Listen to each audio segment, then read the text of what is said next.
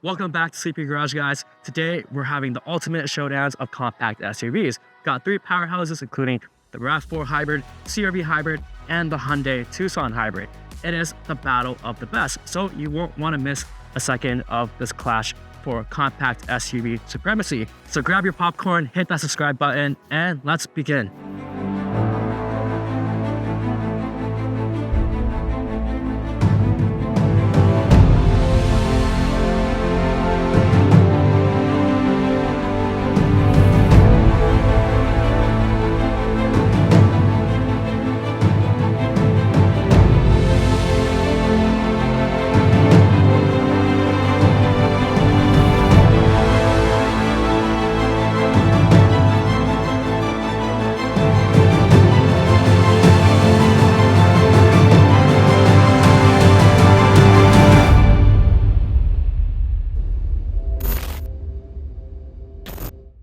All right, let's do a quick launch control. Let's put the vehicle in sport mode, a little bit of brake boost, and let's go. Okay, CVT transmission, of course, is just holding the revs up pretty high, and that's about 60 miles per hour, which it does in 7.6 seconds from a 2.0 liter four-cylinder naturally aspirated engine with two electric motors that push out a combined 204 horsepower and 247 pound-feet of torque. All right, in the RAV4 Hybrid, we do have a little bit more horsepower, but we are down in torque. It does get a bigger 2.5 liter naturally aspirated four-cylinder engine, made it to two electric motors that makes 219 horsepower and 221 pound-feet of torque, and it's rated to 60 miles per hour in 7.3 seconds. Step on it.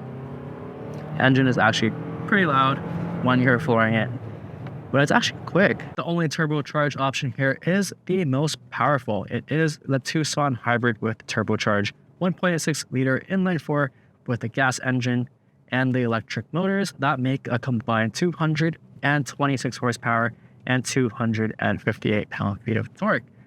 It is the most powerful on paper, but it is technically the slowest of the bunch with a 7.8 second 0-60 time. All right, we're gonna do a quick little race between these three SUVs. All three cars are in sport mode. Ready?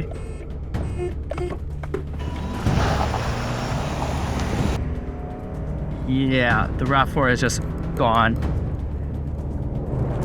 The Tucson feels fast, but the RAV4 is just a little bit faster than all these SUVs. But what's more important is how they drive and how well they do on feel.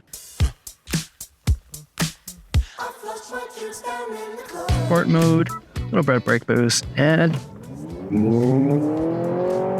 it is a continuously variable transmission, and it does simulate gear sometimes, especially when you're not on full send. So it'll mimic an automatic transmission, but it's not really a full 6-speed auto. You do get all-wheel drive in the CR-V, and this model we're driving today here is the touring model. There is a normal and an eco and a snow and of course a sport mode. But let's throw it in normal and see how it drives.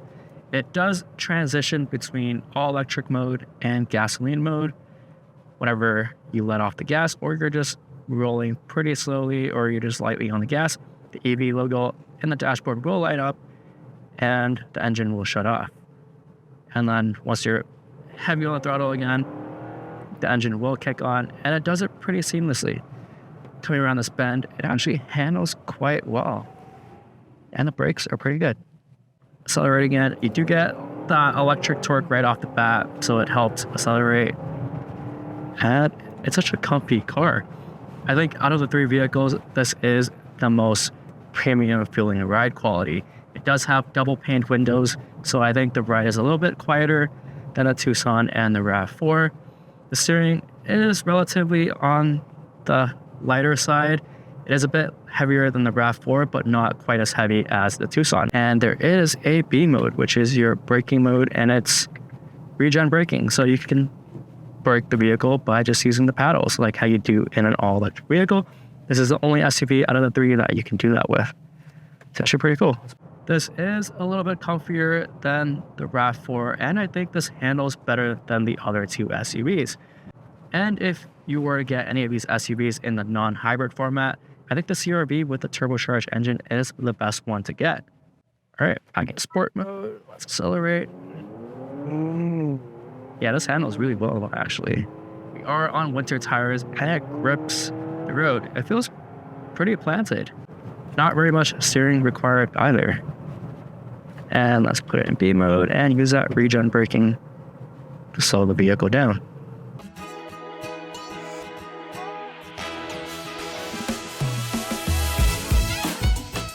All right, next up, we have the RAV4.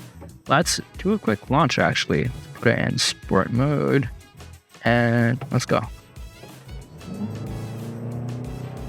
Oh, it's actually quick. You have quite a bit of torque from that electric motor and the engine. It is paired with a CVT transmission, just like the CR-V, and it does have all-wheel drive. There is a plug-in version available. It's called the RAV4 Prime. And the Tucson also has a plug-in available, but the CR-V does not. There are no paddles here in the RAV4, but it does have a sport transmission mode, which you can simulate the gears, I guess, but I don't think anyone's really going to be driving with that. You do have your drive mode selector, you got your eco, you got your normal, you got your sport, and you also have a trail mode. Because this is the Woodland trim, it's the most capable off-road SUV out of these three. Let's put it in sport mode. Oh, also there is an EV mode, which I think you have to be going under 35 kilometers an hour. So we'll try to stay in EV mode pretty much the entire time. And of course you can hear that electric hum. But once you step on it, it will deactivate and go back into combustion engine mode. It handles these turns quite well. It is very planted. It feels very sure-footed. And these all-terrain tires here make these bumps feel very comfortable. I feel like you don't have to slow down for manholes and potholes and speed bumps in the RAV4. I feel like the ride quality in general, the CR-V is more comfortable, but these soak up the bigger bumps better. With the Woodland Edition, you do get your roof racks with the crossbar on top, and you do have TRD specific suspension, which makes us a little bit more capable when it comes to off-roading. The ride is quite refined, and power kicks on really quickly, actually, even for just a naturally aspirated inline four. Setting it through this corner, whoa, lots of grip. Let's say it's planted. You have like very minimal body roll, surprisingly, for a RAV4. You step on it and it just codes. Out of all three SUVs, I think this has the best powertrain. In terms of road noise, there is a little bit more wind noise. These are not double pane like the CR-V is. The engine is pretty quiet most of the time, but when you're on the gas, it is rather loud. It's not as refined as a Tucson motor, where you basically don't really hear anything. The transition between EV mode and combustion engine mode is super seamless. Toyota has been making hybrid vehicles for years now, and yeah, you really can't tell unless you're looking at the dashboard and if you're really paying attention to the sound. Also, when it comes to electric sounds, they all sound a little bit different. Let's hear how they all sound.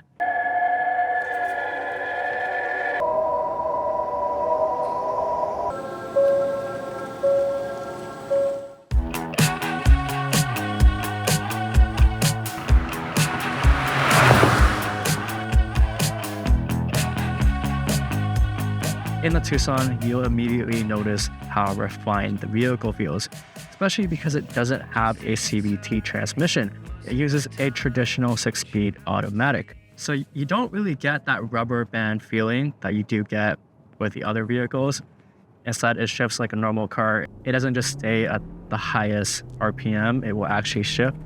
And it feels pretty good. You even have paddle shifters. And it's definitely the quietest engine of the bunch. You don't hear that engine noise that you feel and hear in the other vehicles. This remains pretty quiet even if you're revving it out. Yeah, it feels good. Let's do a quick launch control though. Let's put it into sport. You do get your drive mode selector here.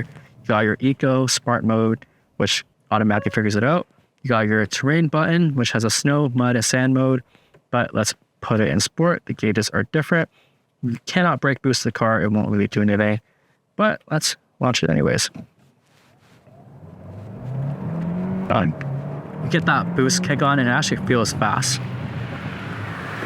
Plenty of grip from that H-Track all-wheel drive system. This car also has what Hyundai calls e-handling all-wheel drive, which uses the electric motor to vector torque around when you're coming around a corner. And you can definitely feel that. I don't think in terms of chassis tuning, it's as good as a CR-V, but that technology really helps you stay really planted in the corner. Yeah, let's give it a bit of gas through here. Wow, actually almost no understeer. Very planted. Brakes are good. Quick acceleration. What I do like is that, unlike the naturally aspirated vehicles, where the power tends to die out at the end of torque band, the turbocharger here kicks in and it feels like it has much more to give. But let's put it into eco mode right now. It's in EV mode, which means the engine completely turned off. Now it feels like a great daily car. It's comfortable. There's a little bit more road noise than the CR-V. The engine is much quieter than the other two vehicles. So in terms of just refinement and the premium feeling of like a luxury vehicle, this is better than the other two, especially because it doesn't have a CVT. The steering in the Hyundai is on point. I think it's a little bit heavier than the other two vehicles, but not overly heavy. You feel the road very nicely. I'd say it's kind of tied with the CR-V in terms of how much you actually feel the road. Quite responsive. All right, last e-handling test around this corner. Yeah, it feels like a rear-wheel drive car almost. I like it. Yeah, it just yaws the rear wheels. Doesn't feel like a front-wheel drive based SUV. Kind of just pitched around the corner and it just stays planted. Hyundai definitely did a really good job utilizing that electric motor to vector the torque around. It's a technology that I haven't really seen in very many cars yet, especially in normal daily vehicles, and it works great here. I think all three vehicles here handle quite well for a compact SUV, and they all have more than adequate power to get you going. All three of these SUVs have the exact same combined MPG of 37 miles per gallon, except if you do go for the non-woodland trim on the RAV4 without the additional all-terrain tires and the roof rack and all that, you'll get an additional 3 miles per gallon, which would be better than the CR-V and the Tucson. But for the woodland trim, they all do the same mileage. The city and highway mileage does vary between the three cars, so you can hit pause right now and see the comparison. Every vehicle here does come with a suite of safety tech. All vehicles have blind spot monitors, your lane departure warning, cross traffic alert in the rear, your forward collision warning with braking intervention, and they all have adaptive cruise control with lane keeping assist. There's also a left turn junction assist where it can help you avoid turning into a vehicle when you're making a left turn in this Hyundai and in the RAV4, but that feature is not found on the CR-V. The Hyundai also has safety exit assist. If you were to be parked on the side of the road and there's a vehicle coming, it will notify you in the dashboard as soon as you open the door so you don't hit them by accident. It also notifies the people in the rear. All three vehicles have pretty good adaptive cruise control systems and they all follow the lines really well. You can use the lane keep without adaptive cruise control in the Hyundai and the Honda, but for the Toyota system, for lane tracing, you need to have adaptive cruise control on. In terms of how they work, because this isn't equipped with the HDA highway driving assist package, which the upper trim levels have on the Tucson, this is okay. I think the Honda does a little bit better in terms of centering you in the lane, and I think the adaptive cruise control system in the Toyota is a little bit smoother, especially in a traffic low speed situation. But if you were to get the Tucson with the HDA option, then I believe this would be the best. All right, let's hear how all the horn sounds on these SUVs. Honda, Hyundai, and Toyota. I think that one sounds best. I don't really like how that one sounds that much though.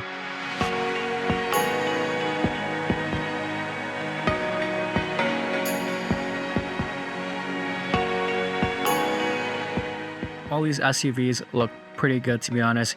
you get a more luxury and premium high-end look on the CR-V. It looks kind of like a German car, very modest, while on the RAV4 you get a more rugged and tougher squared off appearance, much more adventure ready and outdoorsy, especially in this trim. Then you got the Tucson, which looks the sleekest and the most modern, especially with urban design and those cool headlights and taillights. But I do hate the fact that rear turn signals sit at the bottom of the Tucson, which is kind of hard to see by drivers behind you. It is pretty hard to pick which SUV looks better because it's all personal preference. I think all of them look pretty damn good. The interior on the RAV4 is pretty nice. Since this isn't a higher trim level one though, we're not going to see leather seats here, although they are optional. The CR-V does have a little bit more luxury. It is more premium. It looks a bit nicer, especially in this touring trim. It's got the new interior like all the new Hondas, but it might just be outbeat by how nice the Tucson feels, even in the N-Line trim, which isn't fully loaded. The Hyundai interior feels a bit more premium than the others. You get an 8-inch infotainment screen on the Toyota with an available 10.5-inch screen on an upper trim level. You get 9 inches here in the CR-V, but the base model comes with a 7-inch screen. Meanwhile, for 2024, the Tucson comes with a standard 10.3-inch digital screen. It is nice that you can get that without paying extra. The RAV4 gets a semi-digital dashboard with an available full digital dashboard, while the CR-V only has a 7-inch digital display and the rest is analog. And again, the Tucson wins here because you get a full digital dash, except for the very, very base model. The dashboard is also the best quality in the Hyundai. The RAV4 dash is a little bit hard to see, especially in direct sunlight, unless you get the full digital one, which works way better, but you're gonna have to get a higher trim level RAV4. The Honda CR-V could do better, given the fact that the Civic with the same interior can be spec'd with a full digital dashboard. There are available Bose speakers in the Honda and the Hyundai, while the Toyota has available JBLs. They do have different shifters in each car. The Hyundai is a push button style. The CR-V is a very familiar vertical stick, and the RAV4, which is my favorite shifter here, feels pretty nice in the palm of your hands. All vehicles have wireless charging, and they all have an available panoramic sunroof, except for the CR-V, which you can't even equip with one. The Tucson panel roof is particularly massive as well. No ventilated seat option in the CR-V, while it is available in the RAV4 and the Tucson. No 360 camera option in the CR-V, although it is available again in the RAV4 and the Tucson. Sounds like the CR-V is missing a lot of features that you can get for the Tucson and the RAV4, especially given that it is the most expensive one here when you spec all three out in Canada. RAV4 has an available digital mirror, which is a nice feature. In the Hyundai, you also have available Smart Park, which means you can move your vehicle with your key fob, such as in and out of a garage, which we got a chance to try out in the Kona, and it actually works pretty good. In terms of features and tech, especially for the money, the Hyundai has a slight upper hand, while the CR-V is missing a few things that I'd like to see. Coming to the rear, you do have very wide opening doors. They open pretty much 90 degrees. They are also very long, which means you have a great entry point to get in the vehicle.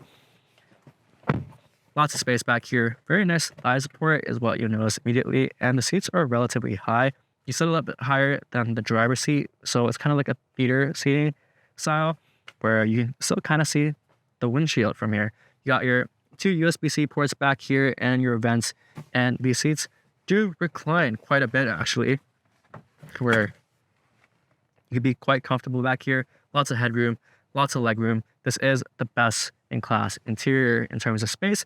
I did wish they have sunshades back here, but you do get heated seats and your auto up-down windows, which is a very nice feature for a Honda. Hopping into the rear of the Tucson, it is quite a wide opening, low entry point. These doors open almost 90 degrees, which makes bringing anything in pretty easy. Getting on it, these seats are actually really nice. They are quite supportive for your thighs because you are a little bit higher up. Barely a transmission tunnel. You get your 2 USB-A ports. You got your vents back here. No sunshades though. The materials in the front carry over to the rear, which is nice to see. They didn't cheap out back here. You also got quite a bit of head space, given that there's such a big panoramic sunroof as well. And these seats also recline. is a little bit bigger than the RAV4, but also a little bit smaller than something like the CR-V. Coming to the rear of the RAV4, these doors do not open nearly as wide as some of the competitors, but it is a nice entry point to get in the vehicle. Quite a bit of space back here, just not as much as something like the CR-V. You get your 2 USB-C ports down here though, and you got your vents back here, your center console. There's no sunshades back here, and the materials back here are actually the same materials that you get up front, which is nice that they didn't cheap out. These seats are also reclinable, so you can move this lever, and they recline just a little bit. In terms of headroom, it's actually pretty good. You also got auto up-down windows back here, which some of the competitors do not get. You do get a completely hands-free tailgate because this is a fully loaded touring model. It does open to 39.3 cubic feet of space, which is better than the RAV4 and the Tucson hybrid. You don't get any spare tire back here because you do have your hybrid system down below. And once you do fold the second row down, which there is no lever on the side like the Tucson, but once they are folded, it opens to 76.5 cubic feet of space, which is, again, more space than the RAV4 and the Tucson. Also, you have 2 LED lights, one on each side, which is pretty nice. Coming to the rear, you do not have a hands-free tailgate, but it is powered though, which is nice. It does open up to 38.7 cubic feet of space, which is a little bit bigger than something like the RAV4, but a little bit smaller than a CR-V. You do get your 12-volt outlet back here, you got your light here, and what's nice is that you have a lever to fold down the second row seats, which something like the RAV4 or CR-V does not have. Once you do get the second row folded, you can use this cover. You don't get a spare tire, but you do have a fix-a-flat kit, and then you can raise this, and it'll make this entire thing flat. You will have 74.5 cubic feet of space with a second row folded, and then you have space down here now. No hands-free tailgate on this Woodland trim, but it is a powered trunk, and it opens to 37.6 cubic feet of space. You've got your Woodland Edition mats back here, which is really cool, and it's also on the back of the second row seats. Got your tonneau cover, and what's cool about the Woodland trim is that you do get a 120-volt outlet back here and your 12-volt. It makes it really good for camping and stuff. And underneath here, you do get a spare tire and a jack, which is pretty nice nowadays. No levers to fold down the seats though, so you gotta do it manually. It now opens to 69.8 cubic feet of space. A little bit smaller than a CR-V or the Tucson.